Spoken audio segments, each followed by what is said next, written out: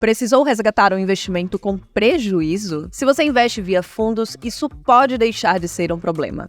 Até porque quem investe na XP consegue compensar perdas entre diferentes fundos de investimentos de maneira automática, reduzindo assim a base de cálculo do imposto de renda devido com as perdas registradas desse resgate realizado com prejuízos. Quer saber mais sobre o assunto? Fica por aqui que eu te explico mais sobre essa compensação de perdas em fundos de investimentos.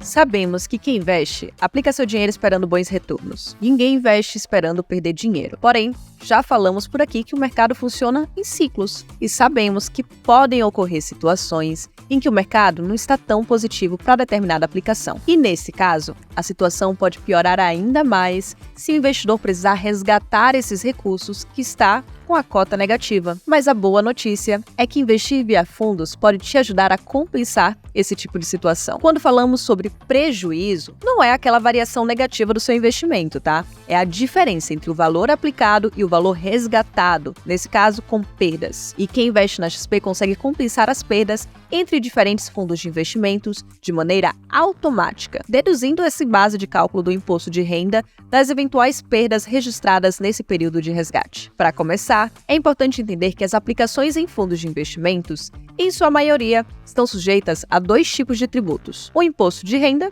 e o Imposto sobre Operações Financeiras, o IOF. Ambos são retidos na fonte. Isso significa que eles incidem automaticamente no momento do resgate da aplicação. O investidor não precisa pagá-los via boletos ou guias, como funciona com os ativos listados. Falei aqui da maioria dos fundos, mas vale um detalhe importante: os chamados fundos de debêntures incentivadas são isentos de imposto de renda para pessoas físicas, tema que já falamos no último Aprenda a Investir, fica a sugestão para você assistir após esse. Enquanto os fundos de ações são isentos do IOF e não possuem come-cotas. Mas me conta, você sabe como é feita a cobrança sobre os rendimentos dos fundos de investimentos? Existem duas formas. A primeira é no resgate do fundo, em caso do rendimento positivo. A segunda é feita de forma semestral, sempre no último dia útil de maio e novembro. E esse tipo de cobrança é chamada de come-cotas. O come-cotas funciona como a antecipação do imposto pelo governo, ou seja, resgate de cotas compulsório feito para pagar impostos sobre os rendimentos de maneira semestral. Dessa forma, a compensação de prejuízos de fundos pode reduzir a base de cálculo do imposto de renda devido, e neste último come-cotas, os investidores da XP pouparam alguns consideráveis milhões de reais nessa compensação que é feita de maneira automática. As alíquotas de imposto de renda para os investimentos em fundos são feitas de maneira regressiva, o que quer dizer que quanto maior o prazo investido,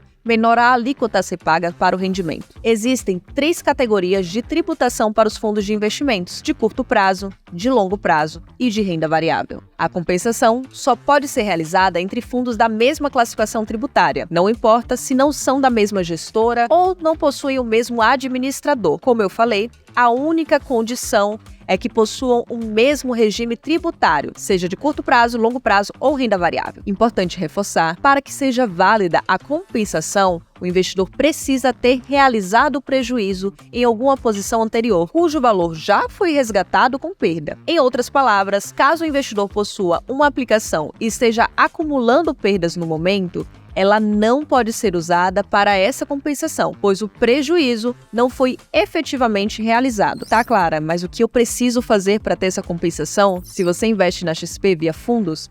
Nada, pois todo o procedimento é feito de maneira automática e o investidor não precisa se preocupar com toda essa operação. Agora, se você negociou cotas de fundos imobiliários que são listados em bolsa e teve rendimentos tributáveis, a situação aqui é diferente.